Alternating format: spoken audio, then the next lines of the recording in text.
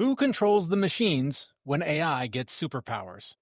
We're living through the most significant technological shift in human history, and most people are arguing about all the wrong things. While culture warriors battle over Superman's immigration status, the real story is staring us right in the face: the war for who gets to control artificial intelligence. This isn't some distant sci-fi fantasy anymore. It's happening right now, and the stakes couldn't be higher. The new Superman movie is the perfect metaphor for this moment in our history. You've got Lex Luthor commanding an army of machines like he's playing the world's most dangerous video game, while Superman fights back with his own AI companions. The question isn't whether humans and machines will merge. It's whether the good guys or the Lex Luthors of the world get to decide how it happens. Hang out with us to discover how a comic book movie reveals 3 critical choices we're making about AI right now that will determine whether technology saves humanity or enslaves it.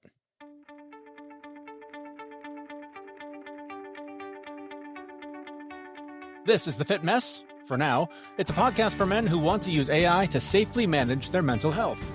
All right, Jason, I finally saw the Superman movie that everybody is fighting about the wrong things about. I can't wait to talk about that. We're going to get into that today. But I also, we have a big announcement. We are making some big changes here at the show that we want to make sure you're aware of, you longtime listeners and anybody who's come along recently and noticed some things have changed a bit. And so I'll just put it out there. We've been doing The Fit Mess, Zach and I, and Jason, you and I for the last few months, and our friend Joe has been participating as well. And we've been doing The Fit Mess for 7 or 8 years. It's been a very long time, and it's time for The Fit Mess to end. It doesn't mean that this show is going away. We're just going to be taking a different approach, calling it something else and rebranding.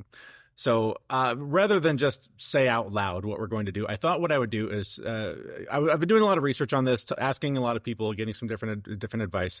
And one of the pieces of advice I got is from a Hall of Fame podcaster. And so I wanted to share the clip with you of me going to him to find out what he thought of our crazy new idea. So let me just bring that up here and play this. The Fit Mess says, we're about to rebrand. Here's the direction I'm thinking of going.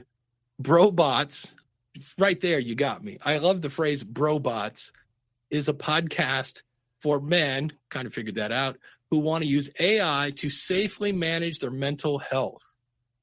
Okay, so who's it for? Bros. What's it about? AI. And how are we going to benefit? We're going to manage our mental health. I like that. I know who it's for, and I know what I'm going to get. We're going to talk about AI. So kudos to that. Just go get, brobots.com or something, and you're good to go. Yeah, Nancy's like that. It's pretty funny. Again, sometimes your pitch kind of shows your attitude, right? And if it's sarcastic and fun, that's kind of cool if your show's sarcastic and fun. And we're kind of sarcastic and fun. At least that's the goal. We don't always land there, but certainly the goal. Trying to be we're definitely sarcastic. Fun is the real fungible amount. I mean, fun. You can't spell fungible without fun. That's right. We put the fun in fungible. That, of course, was Dave Jackson from the School of Podcasting during a webinar he hosted for Podpage, which is an amazing podcast hosting website, by the way, if you're looking for one. We'll make sure we have a link in the show notes for that as well, in case you're looking for a place to host your podcast.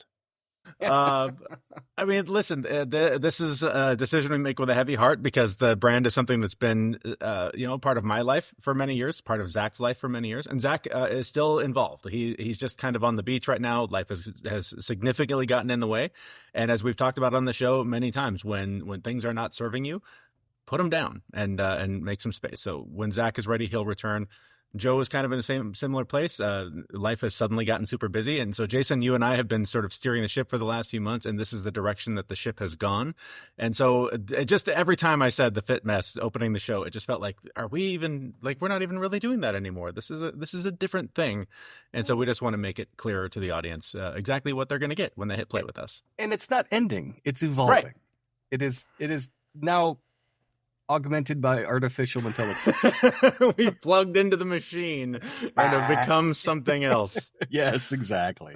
So what you will find going forward is me probably still accidentally saying The Fit Mess a lot, but the new website will be brobots.me because we're all becoming robots. So brobots.me, and your feed will change. Suddenly you'll have a new logo for us. So things will seem a little out of sorts, but it's still us, still talking about the ways that we can help benefit your mental health, just primarily around technology and AI, because that's where a lot of attention is going right now. And people have a lot of questions.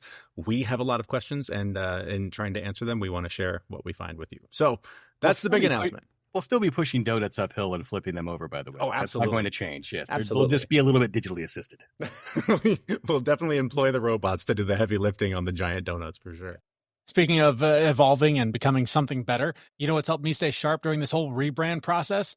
That's right, Magic Mind. Look, when you're making big changes like we are, new name, new focus, diving deep into AI and technology, you need your mind firing on all cylinders. Magic Mind combines nootropics, adaptogens, and functional mushrooms to help with focus and mental clarity without the jitters. Honestly, it's been a game changer for me when trying to wrap my head around complex AI concepts and, well, Superman's robot army tactics. It's made a huge difference in my life, and I think it will for you as well. So use that big brain of yours to head over to magicmind.com/fitmess20. Use the promo code FITMESS20 to get 20% off your order. Again, that's magicmind.com/fitmess20 to get 20% off. Okay, so that's the big announcement. The other big thing we have to talk about is Superman, because I finally saw it, and this is not going to be movie review time.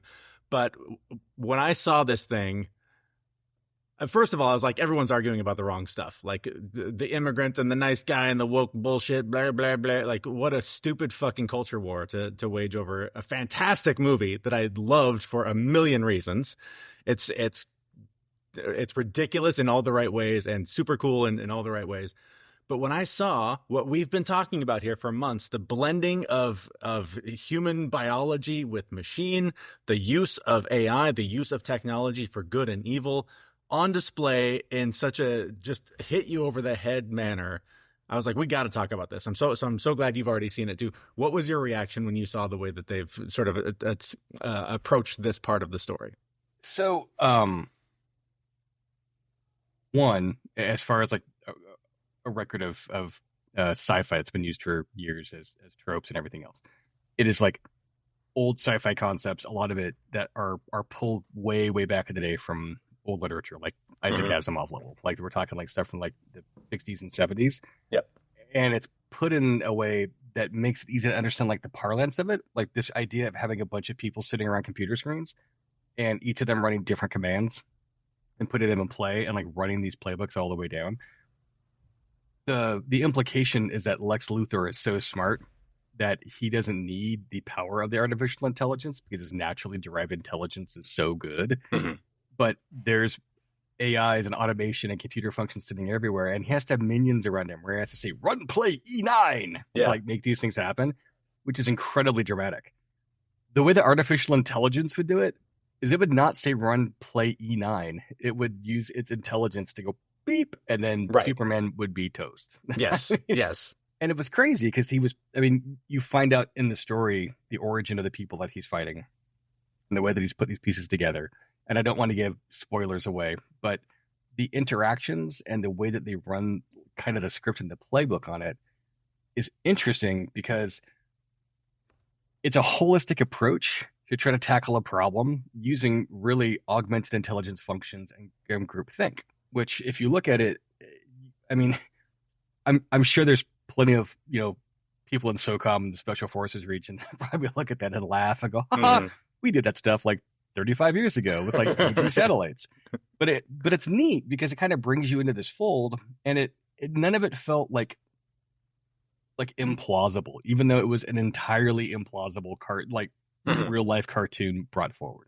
Right. And I think that's kind of what I thought about that. Like I was just willing to go, yep, I accept that this is the trope that you're using.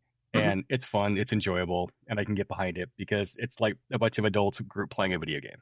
That was the thing. Like when he was shouting out those commands, I literally was envisioning holding like an Xbox controller and playing it. Like he's verbally playing a video game, and people are responding to his commands the way the controller would respond to make the bad guy punch the good guy in the face.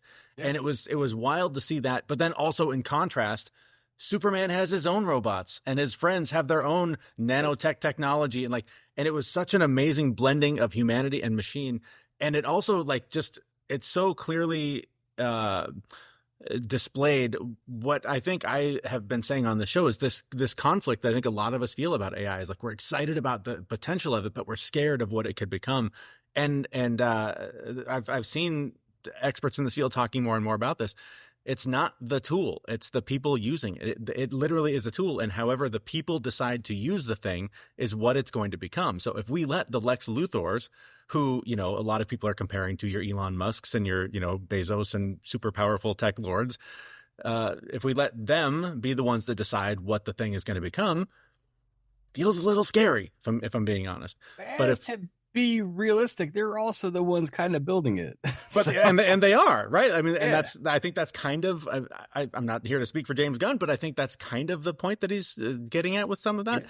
And then when the good guys use it, it's medical droids and housekeepers and companions, like all of the things that I think a lot of us are excited about it being as an assistant in our life that can improve it. And it was just so crazy to see it and it felt good. Of course, spoiler, if you haven't seen it by now, too fucking late.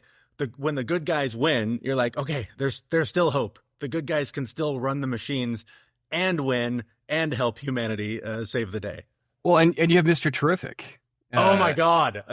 Just to geek out for a minute, whatever they do with Mr. Terrific, shut up and take my money. He is the best character I've seen on a screen in years. Well, it's fun because the actor. Eddie Gathegi, I think. Gathegi, yeah. He's great. Like he's been in other Marvel properties. And every time I see him, he's fantastic. There was another show that he had. I can't remember the name of it, where they were laundering money. But it's that same kind of empathetic, smart character that kind of is dynamic and actually has all these different motions and pieces to him, and he brings that level of dynamism to using robots and getting them to do things, and just way cooler than everybody else in the room, just way cooler.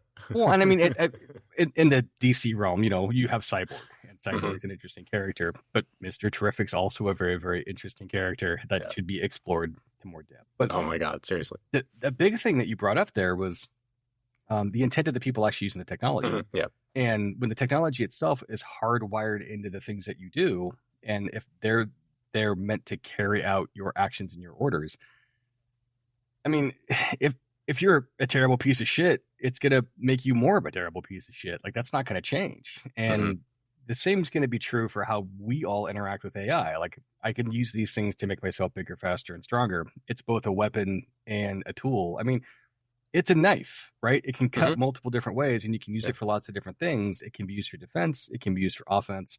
It can be used to cut steak and vegetables. And, if I'm really intoxicated after I've had a lime, to mix my drink, to make sure everything gets swirled around the right way. But that's the thing. Like,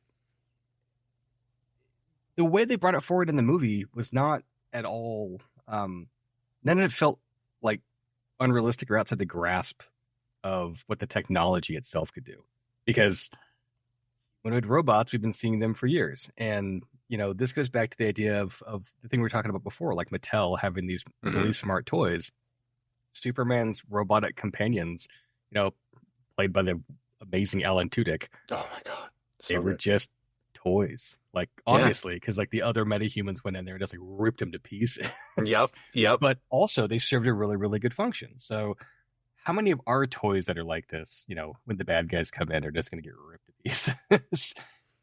And I think that's a legitimate thing that you need to look at. And it's this exploitation of intent. That's really what it comes down to. Yeah, I just was blown away because, I've been a Superman nerd when I was a kid. That's one of the first movies I remember going to was Superman. And to see it this way and to just have read so many things before going in, and it's all about, immigration and wokeism and all this. I was just like, why, like in the age we live in now, with the way the headlines are right now, like how this is being ignored, how this part of this story is being ignored, but for all this other culture war bullshit was just stunning to me, because the story really was who's going to control the machines, like who's going to be in charge of these things, and what is the impact going to be on humanity going forward. And it might be a lot of robots that are writing the collateral material and the false outrage to distract you from actually being worried about the robots, by giving you a human thing to focus on. There's a bunch of monkeys in space somewhere hammering away at keyboards saying all kinds of terrible shit. That is my favorite part. That was so awesome. That is my favorite part. Yes. But it's I totally also The loved, Simpsons. Yeah. Sorry. Yes, I loved the engineer because you've specifically talked about like literally blending our biology with machines, and that character so explicitly is like literally says, "I gave up my humanity for this to blend with technology to become this crazy supervillain." Again, just to dumb it down, to simplify these ideas of what we're talking about here, of blending humanity and technology to become something else for good or evil. That character really articulated that position brilliantly. Oh, I mean, and she was chock full of nanotech. Yeah. Like, if you're going to make everything go away and you can manipulate things at a molecular structure level, which is what that nanotech is doing, why did they need the chemical guy to go in and actually create krypton on his face? Why couldn't she just do this? Right. Like, there's all kinds of like science nerdy things in my head that's like, oh, this math is all wrong. And I get the dramatic effect of it, don't get me wrong. Right. But yes, like she had to give up a huge chunk of herself, her person, to make these pieces happen. I watched RoboCop 2014 again. I was in. Wait, there's a RoboCop 2014. It's amazing. Oh God. Yeah. It's actually really, really good. The guy that plays RoboCop is the same guy. John Cena? No. Takeshi Kovacs from the Altered Carbon stories. Why can't I think of his name? I don't. Anyways, it's also one of those things where it's amazing because he's got control of himself, and the doctors go in and go, okay, we're going to convince him he has control of himself, but we're really going to take control, and we're going to make all of our thoughts and patterns when it comes to fighting feel like his thoughts and ideas and patterns. And it's one of those things where it's like, yeah, that's where things are going to evolve, and that's what the engineer was doing. Like the engineer was doing things as code, but she thought she had independence. That's what somebody like a Lex Luthor is going to do to you. Yeah, There's no doubt, and there's a lot more Lex Luthors than you think. We all have a little Lex Luthor inside of us. Yeah, there was a great headline that I saw the other day that was something like the Superman displays that we actually have real life supervillains in our lives now. Like it's true. Like, and I hate to paint them with that broad of a brush, but the actions seem to speak pretty loudly. So it's hard to ignore them when you see the kinds of things that are being done. Well, and they don't think that they're supervillains. Like this all comes down to how they think about themselves. Like they're like, they feel like they're on a mission to save something, and they're willing to do whatever it takes to make sure those things happen. And Thanos. Right. But morality is all in the eye of the beholder. Yep. And I mean, morality is a man-made human concept that we came up with, and we've decided to ascribe value to things. We can talk about religion and all those pieces and put those things in context. But ultimately speaking, people ascribe value to a thing that is very much so personal to their own perspective. And Lex Luthor did not feel like he was doing anything wrong. Right. Thanos he thought he was saving. He thought he was saving us from the alien that came to ruin everything. Yeah. Yes, he thought he was saving humanity from the evil aliens that are trying to come in back towards him. And there's definitely an argument that, needs to be made that the movie itself had a message that said that aliens, whatever you want to call them, from extraterrestrial origins or from across other borders, which is a bullshit, are somehow coming in to invade and take things over and do terrible things. Right. And Superman was very, very anti-Nazi. Like, you want to talk about people that were very much so about isolationism and nationalism and taking over things. The Nazis are a pretty good example of that. And Superman fought the Nazis. Mm-hmm. Well, the new Nazis in this scenario were Lex Luthor. Yeah. Like trying to wipe these things out, trying to control these pieces, trying to create a master race by creating the engineer and the other character, which we won't spoil alert on. Like he was trying to manufacture and run eugenics to create the best and the brightest of a thing. And he did. And it's this extrapolation of the idea that, these concepts are different or new. I mean, they're not, but we're just funging things together in such a way that we can put them together to tell interesting stories and arcs that actually make sense and are relatable. And I think it would have been hard for them to make this movie and have it as relatable as it is 10 years ago. Oh, yeah. Because people would have been like, what is this nerd bullshit? AI moving stuff around like this. This is too far fetched. And there's plenty of movies that tried this, right? And they did okay. But this one, like it was the central theme of it.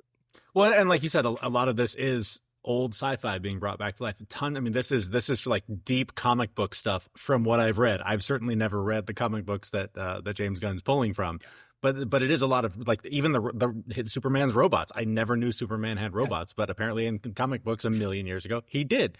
So I was watching it with fresh eyes going like, wow, that's such a cool idea to bring these robots in and the way things are now. But it's just adapting these old ideas to current times and making it very relatable.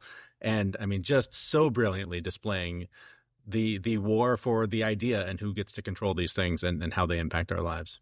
Well, and that's the big thing, is that, like, they were making moral and philosophical arguments like the whole way through. And they were executing things with unrealistic, unfettered power. And most of us don't have access to that. Yeah. Like, there's a certain economic threshold that you have to hit before you can, make a start a war. Right. And that economic threshold's coming down. Like, we can look at the broader aspect of things like happening in Ukraine, where they took drones and they pushed them in and they blew up a bunch of planes inside of Russia. Like, this technology is becoming more and more accessible. But it's becoming more and more accessible because it's making things smaller, easy to understand, and you have an infosphere that's pushing those pieces out. But the far edges of technology, like if we have these drones that you can send in to do things to put bomb payloads on them, it's part of your guerrilla warfare strategy. We don't have the ability for you to make a Superman yet. Not yet. Or an engineer. And when somebody gets that technology, they're probably not going to share it. No. So, yeah, like I think something more like the Universal Soldier concept, where they're, linking human brains and, using them for terrible things and augmenting them with different cyber tech. I mean, that's probably realistic. But I think we'll probably bypass it altogether and just go to really, really powerful, not two-legged humanoid robots to do war.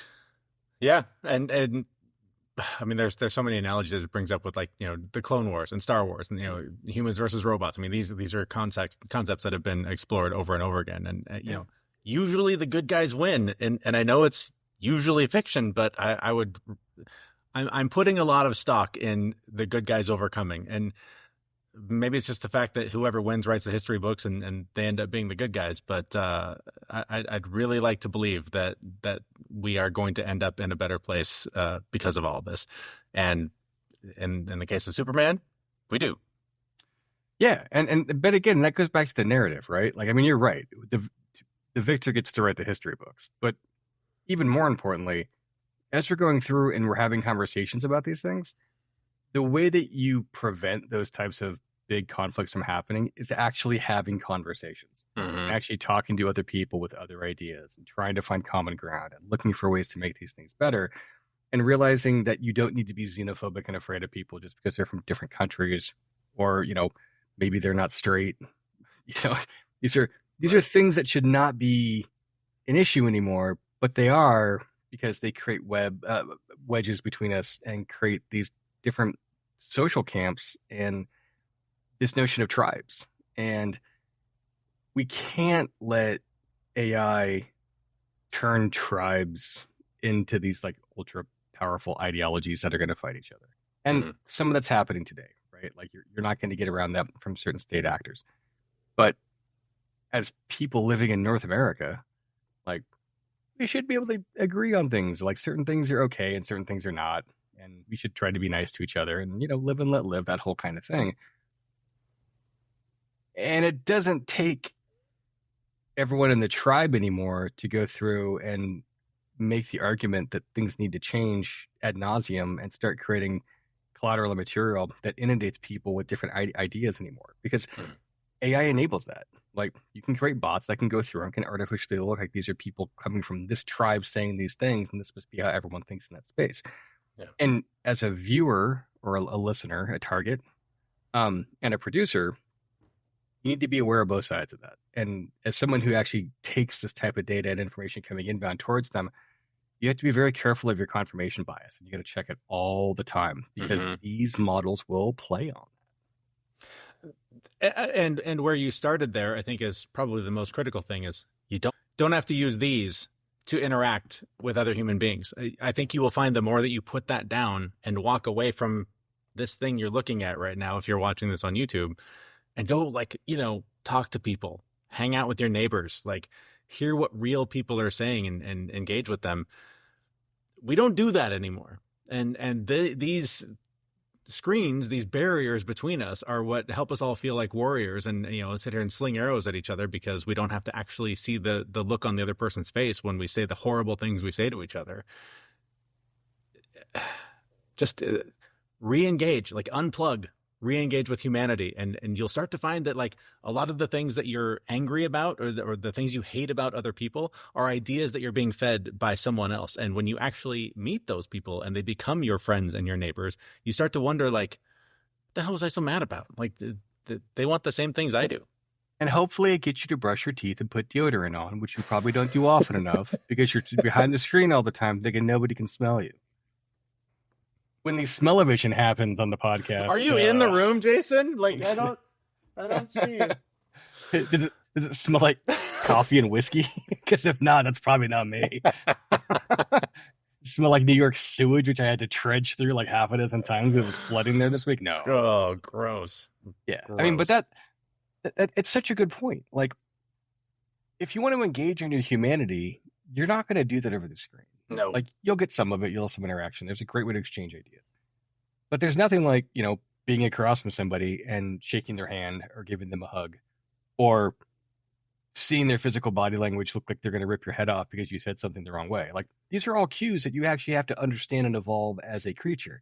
Yeah. And there's a whole generation of kids that aren't doing that. Mm-hmm. And there's a whole generation of adults that don't practice it often enough and forget. Yeah. And really do feel like they can hide behind their keyboard and say something. Because they're not afraid to get punched in the mouth. Yep. Well, maybe we need to start making people afraid of that again. Like, and actually try to be nice to each other. Well, I mean, that was when I was a kid. I think when you were a kid, I think our generation was the last one that you didn't really hear your parents talking about politics at a party. You didn't hear them talking about religion because there are some things you just don't fucking talk about because they're too confrontational issues. And you're not going to change someone's mind, right? That person is going to come to that point on their own. They're going to find that their religion isn't what they thought it was, or their political belief isn't what they thought it was. I think, on the feeds I'm seeing, again, confirmation bias, but there's a lot of MAGA right now going like, wait, what the fuck?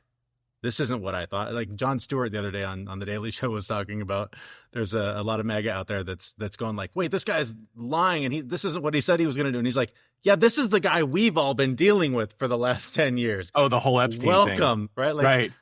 Yeah. That was such a good line. I mean, it is like that is the thing. Like, welcome to the club. I don't want to get into politics because why talk about politics? I'm not going to change your mind. But the point is, there's some things that it's just like, why? Like, you're not going to make friends by continuing to blast your political opinion every day on social media.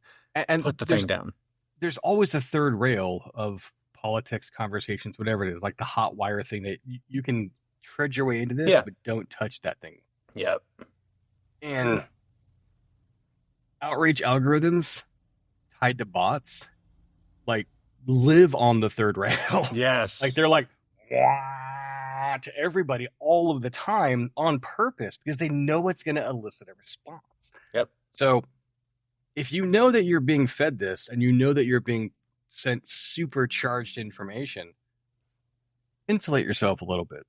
Yeah. Put some rubber boots on. Yeah. Exactly. All right. Well, that's all I have to say about that for now. But if you have not seen the Superman movie, hopefully we haven't spoiled it too much, but absolutely go see it because it is such a fun ride. Real quickly, before we get out of here, I want to remind you that you can get 20% off of your order of Magic Mind, which is my favorite mental performance shot. I literally take it at least once a day. It has literally changed my life, and I think it could do the same thing for you.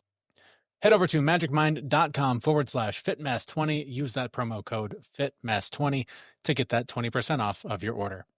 For now, that's going to do it. This is our final sign off as The Fit Mess for now until the next episode publishes. You can still find us at thefitmess.com. So we will be back as Brobots next week at brobots.me. But for now, you can find us at thefitmess.com. whichever one should work to get you to us next week. Thanks so much for listening. Thanks so much for supporting us all these years as what we have been. We look forward to trying to entertain and inform you for a long time to come as Brobots at brobots.me. We'll see you there. Thanks. Hey, everyone. Bye-bye. We know this podcast is amazing and it doesn't seem to lack anything, but we need a legal disclaimer. Prior to implementing anything discussed in this podcast, it is your responsibility to conduct your own research and consult your physician. You should assume that these knuckleheads don't know what they're talking about, and they're not liable for any physical or emotional issues that occur directly or indirectly from listening to this podcast.